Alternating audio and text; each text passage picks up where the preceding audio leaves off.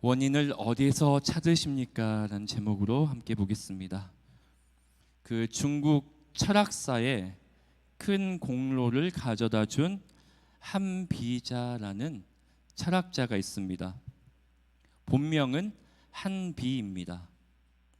전국시대 말기 한나라 왕족 출신이었습니다. 법가를 집대성한 철학자로 잘 알려져 있습니다.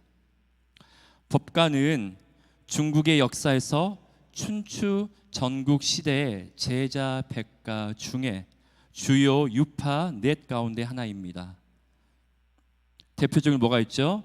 공자의 유가, 노자의 도가, 묵자의 묵가가 있습니다. 이 한비가 쓴 책 한비자의 난일에는 이러한 일화가 기록되어 있습니다. 초나라에서는 창과 방패를 파는 장사꾼이 한 명 있었습니다. 장사꾼은 많은 물건을 팔기 위해 큰 소리로 외쳤습니다. 한 번은 방패를 위로 들어 올리며 말했습니다. 이 방패는 아주 견고해서 아무리 날카로운 창일지라도 다 막아낼 수 있습니다. 지나가던 사람들은 귀가 솔깃하여서 방패를 보기 위해서 몰려들었습니다. 장사꾼은 동시에 창을 들어 올렸습니다. 이 창은 어찌나 날카로운지 뚫지 못하는 것이 없습니다.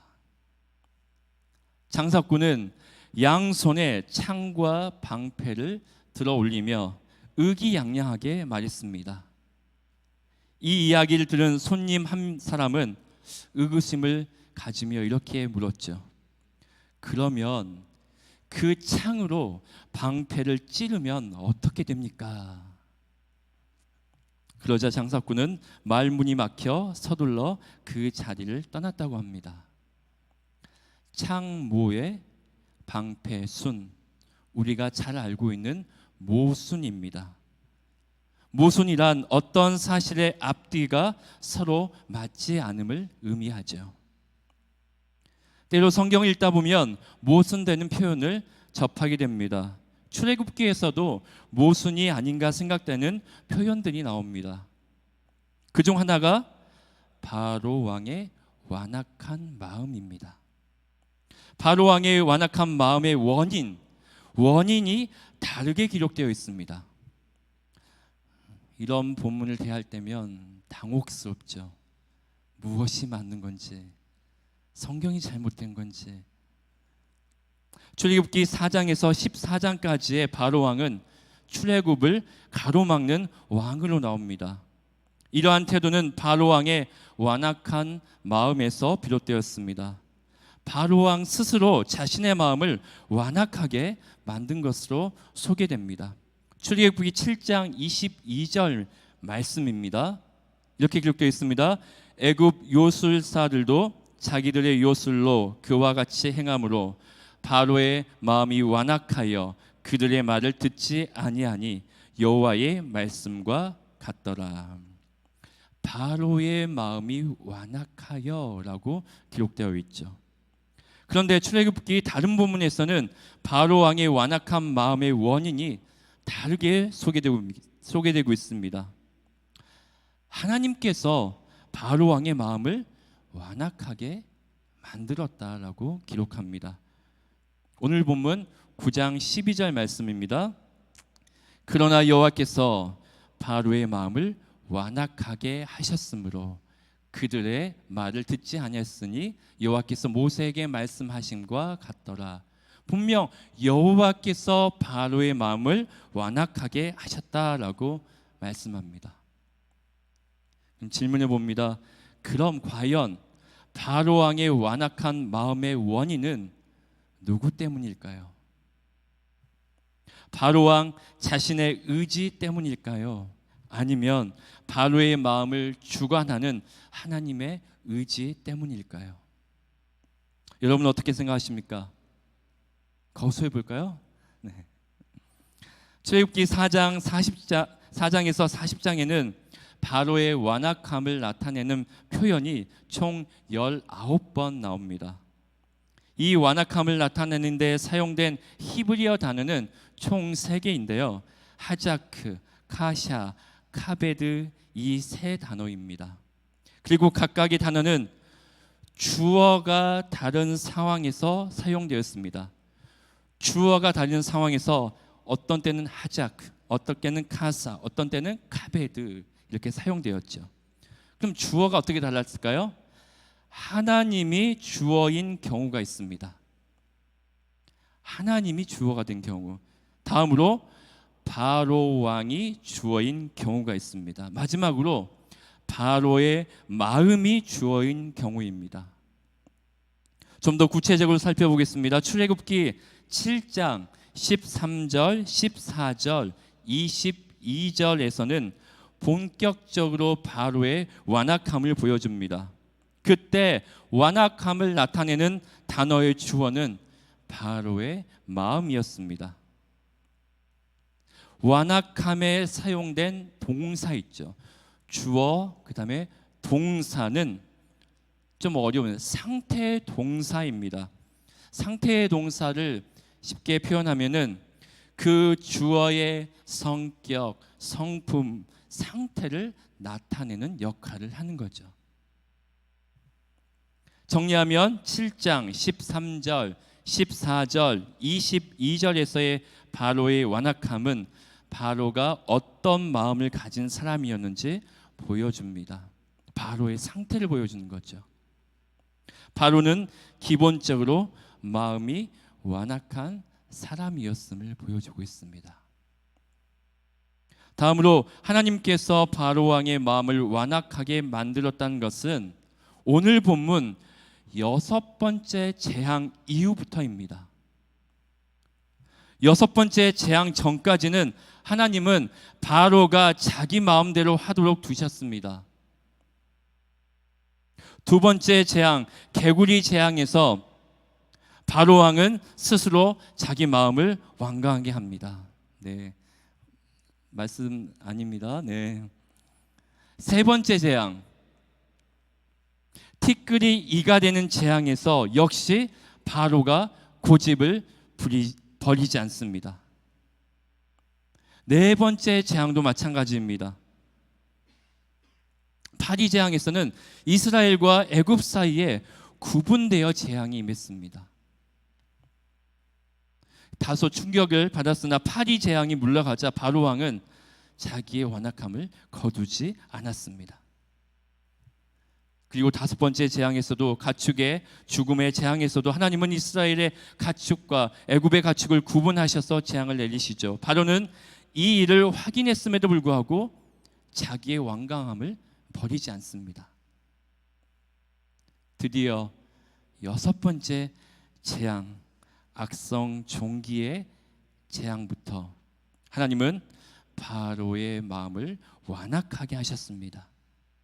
물론 하나님께서 바로의 마음을 완악하게 하시겠다는 뜻을 이미 출애굽기 4장 21절과 7절 3절에서 밝히시긴 했습니다. 하지만 정작 바로의 마음을 완악하게 하기 시작한 것은 오늘 본문 6번째 재앙 이후부터입니다. 정리가 되셨습니까? 5번째 재앙까지는 하나님은 그대로 두신 거죠. 바로 왕의 본성을 따라 바로 자신의 마음을 완악하게 해왔던 거죠. 바로 왕은 스스로 결정으로 자신의 마음을 완악하게 해왔습니다. 그런데 우리가 생각하기를 잘 이해가 되지 않습니다. 첫 번째, 두 번째, 세 번째, 네 번째, 이 재앙이 그냥 일어난 게 아니라 엄청난 충격의 사건들입니다. 재앙들을 경험하면 저라면 아마 첫 번째 재앙부터 아이고 하나님 잘못했습니다라고 했을 것 같아요. 충격과 공포였으니까요. 근데 바로의 마음이 부드러워질 만도 한데 바로 왕은 전혀 굽힐 생각을 하지 않았습니다. 도대체 바로 왕은 얼마나 교만했던 것일까요?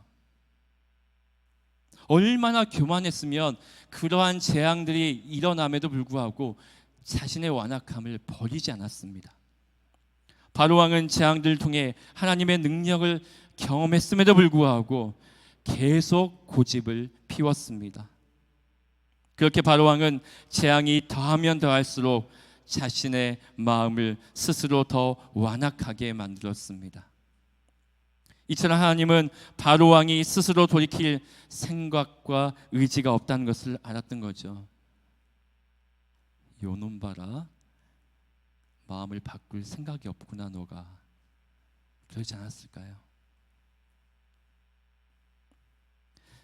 그 마음을 확인한 이후에 하나님은 바로왕의 마음을 통제하기 시작했습니다. 하나님은 바로왕의 마음을 처음부터 주관하지 않으셨습니다. 하나님이 바로왕의 마음을 주관하셔서 어쩔 수 없이 바로왕의 마음이 완악하게 된 것이 아닙니다. 바로왕의 마음을 완악하게 한 주체는 바로왕 그 자신이었습니다.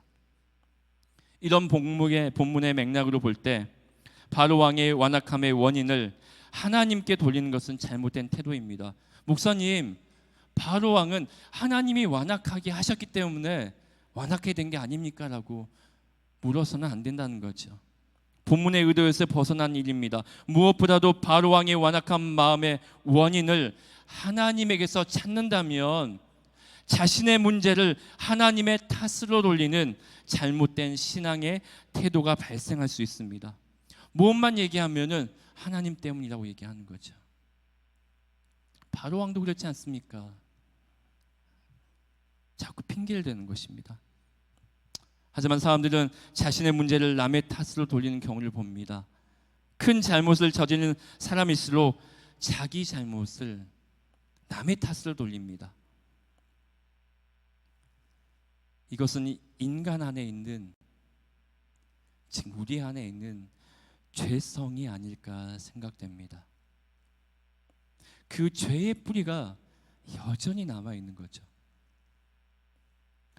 아이들을 키우다 보면 잘못된 상황에서 남의 탓을 하는 경우를 볼 수 있습니다. 아이는 무슨 문제가 생길 때면 아빠 때문이야, 엄마 때문이야, 할미 때문이야 라고 얘기합니다. 무서워서 그러려니 하다가도 거짓말하는 아이로 자라지 않을까 염려가 됩니다. 자신만 생각하는 아이로 자랄까 봐 걱정이 되어 타이르곤 합니다.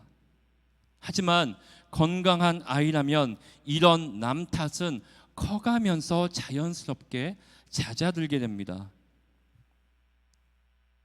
하지만 요즘 상황이나 방송을 보면 미취학적 아이의 습관이 없어지지 않고 여전히 남아있는 어른들이 참 많구나 하는 생각이 듭니다. 내 탓이 아니야 라고 얘기하는 거죠. 씁쓸합니다. 중국 북송 때의 저명한 정치자이자 학자였던 범순이라는 사람이 있었습니다. 범순이는 우애가 깊었습니다.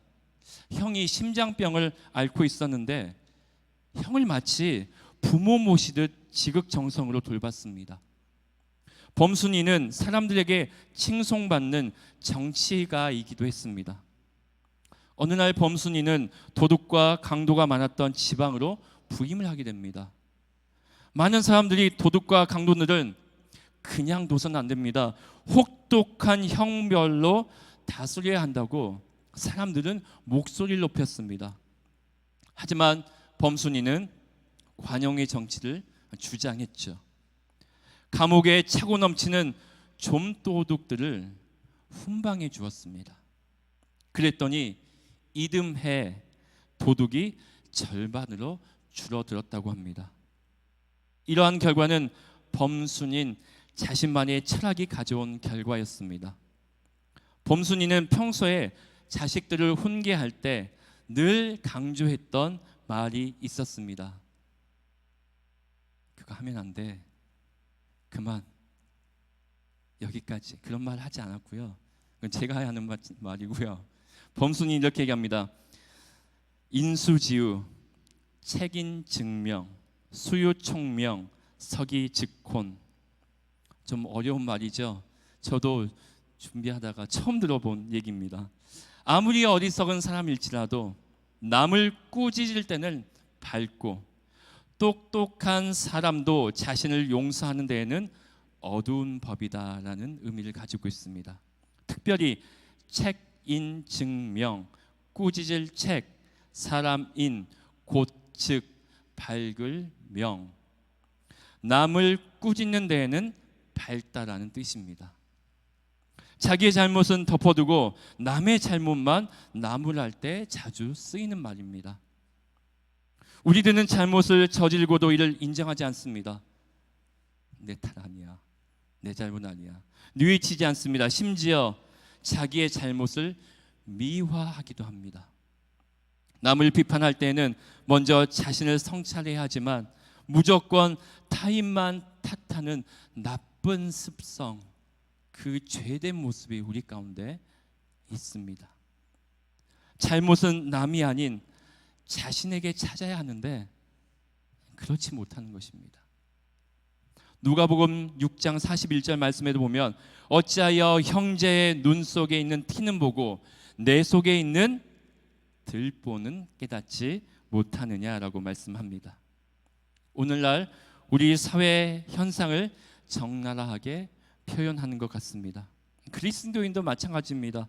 하나님을 믿는다고 하면서도 자신에게 문제가 일어나면 다른 사람을 탓합니다. 남편 때문이야, 아내 때문이야, 심지어 자식 때문이야. 어떤 사람은 하나님을 탓하는 사람들도 있습니다. 그러면서 성경을 들먹이죠. 아담과 하와가 애초에 죄를 짓지 않았다면 나 역시 죄를 짓지 않고 살았을 거야. 아담과 하와가 문제였던 거지, 내가 문제가 아니라. 아니, 하나님이 애초에 사람에게 선택권을 주지 않으셨다면 인간이 죄를 저지르지도 않았을 것이야. 그렇기 때문에 죄의 책임은 하나님한테 있는 거 아닙니까? 터무니없는 말이죠. 하나님께서 우리에게 선택권을 주셨습니다. 우리에게 자유의지를 주셨습니다. 피조물인 우리를 존중하신 거죠. 하나님은 우리에게 자유의지를 주실 때 상처받을 각오를 하시고 우리에게 선택권을 주셨습니다. 상처받을 각오를 하시면서까지 자유의지를 주셨습니다. 하나님께서 우리에게 선택권과 자유의지를 주신 것은 우리가 아닌 하나님 쪽에서 위험천만한 선택을 하신 것입니다.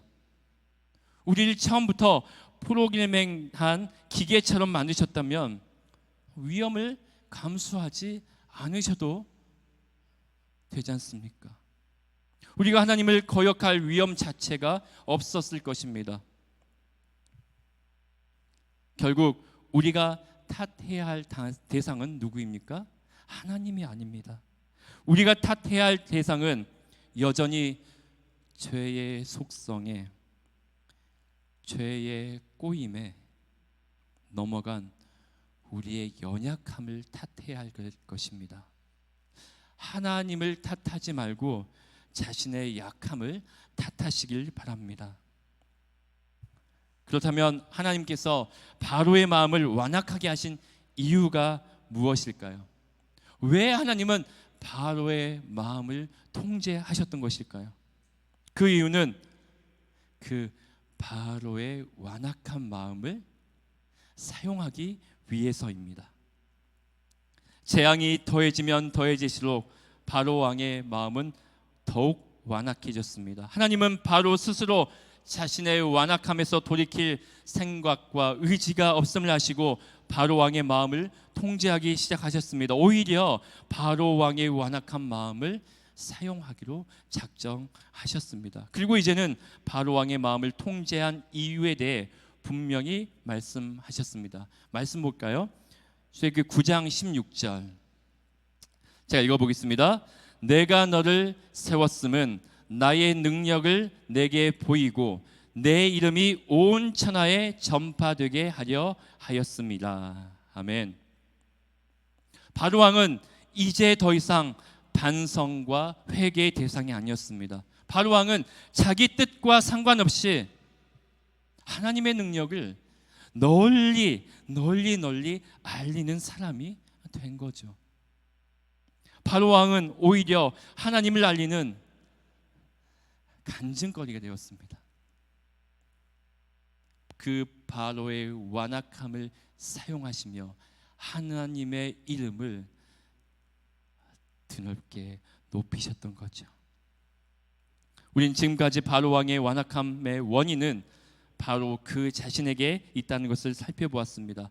여러 차례의 재앙들을 통해 하나님 바로 왕이 돌이키기를 기다리셨습니다. 하지만 바로 왕은 완악함에서 돌이킬 생각과 의지가 없었습니다.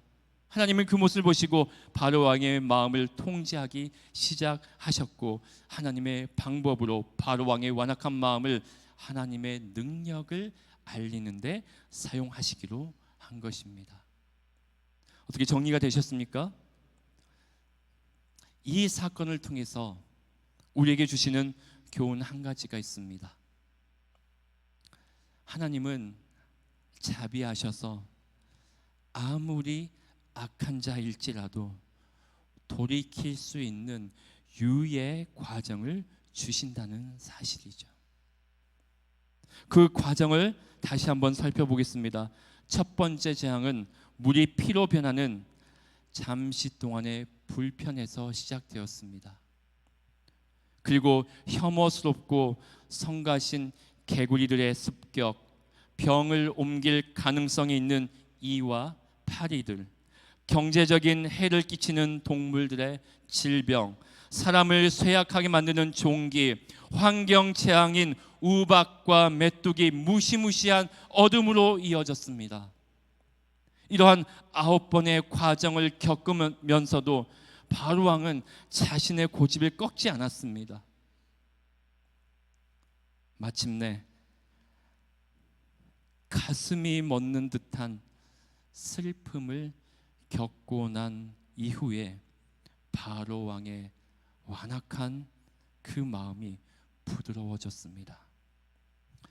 가슴을 멎는 듯한 고통은 무엇이었습니까? 곧 아들의 죽음이었습니다. 이 재앙은 애굽 사람들뿐만 아니라 이스라엘 백성들에게도 엄청난 피해였습니다. 아니, 부모된 사람이라면 누구든 느낄 고통입니다. 아들이 죽었어요. 내 자식이 죽었습니다. 이런 과정까지 왔었어야 할까요? 조금만 더 빨리 하나님께로 돌아왔더라면 하는 아쉬움이 있습니다. 그러면서 한 가지 궁금한 것이 생겼습니다. 하나님은 왜 바로 본론으로 들어가지 않으셨을까? 그냥 처음부터 강하게 임팩트 있게 바로 왕의 마음을 바뀔 수도 있을 텐데 왜 그러지 않으셨을까? 바로 장자의 죽음을 왜 선택하지 않으셨을까? 왜 9번의 소용없는 행동들을 거치면서 고통이 연장되어야 했을까? 9번의 재앙은 하나님의 편에서 보면 자비의 손길이었습니다. 재앙의 과정 중에 언제라도 돌아오라는 메시지였던 거죠.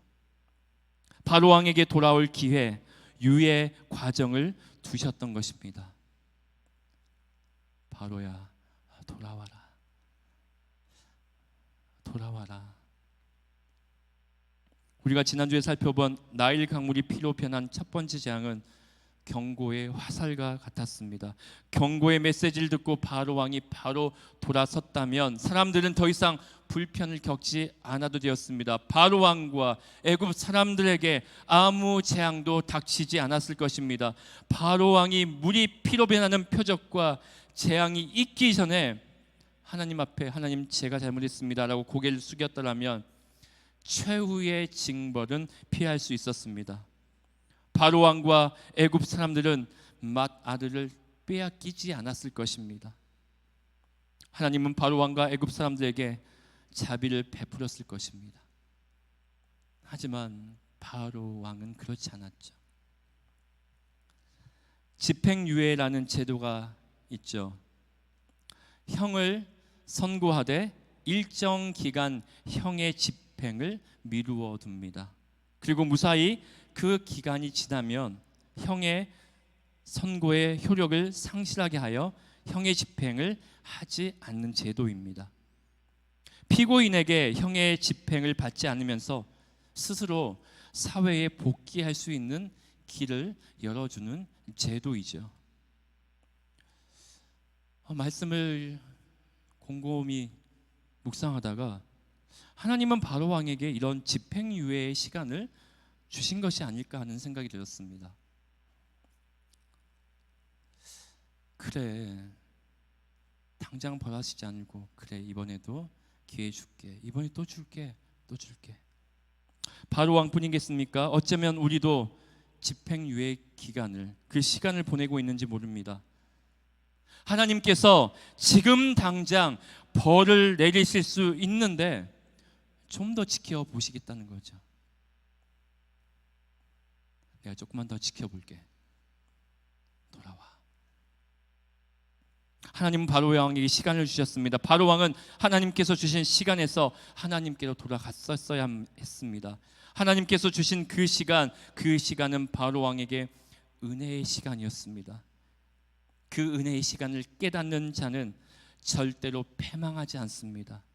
그 은혜의 시간을 깨닫는 자는 최후의 징벌을 피할 수 있을 것입니다. 하지만 하나님께서 허락하신 은혜의 시간을 그냥 허비해 버린다면 바로 왕처럼 자기 고집대로 군다면 자기 운명을 파멸시키는 결과를 낳게 된다는 것을 오늘 본문을 통해서 우리가 확인해 볼 수 있는 거죠.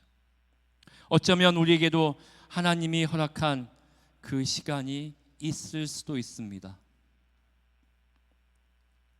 사랑하는 아들아, 딸아, 더 이상 그곳에 머물지 말고 돌아오라고 주어진 시간, 더 이상 그 만남을 갖지 말고 돌아오라고 주어진 시간, 더 이상 그 무엇에 빠져 있지 말고 돌아오라고 주어진 시간, 그 모든 시간은 하나님이 우리에게 주신 은혜의 시간입니다. 그 시간이 얼마나 우리에게 주어졌는지 확실히 알 수 없습니다. 다만 확실한 것은 하나님은 우리를 보고 인내하시며 유예의 시간을 허락하셨으며 그 시간이 지나가면 바로 왕처럼 징벌을 피할 수 없을 것이라는 사실입니다. 여러분 어떤 선택을 하겠습니까? 바로 왕의 길을 갈 것입니까? 아니면 돌아설 것입니까? 여전히 죄의 발목을 잡혀 있는 분들은 결정하기 쉽지 않습니다. 왜요? 그 죄의 사슬에 매여 있기 때문에 끊지 못하고 계속 매여 있다는 거죠. 하지만 예수 그리스도께서 이 땅에 오셨습니다. 죄의 사슬을 풀어 주시기 위해 이 땅에 오셨습니다.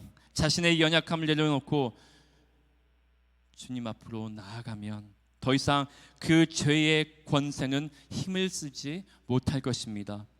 하나님은 우리를 존중하시기 때문에 우리에게 자유의지를 주셨다고 말씀드렸습니다.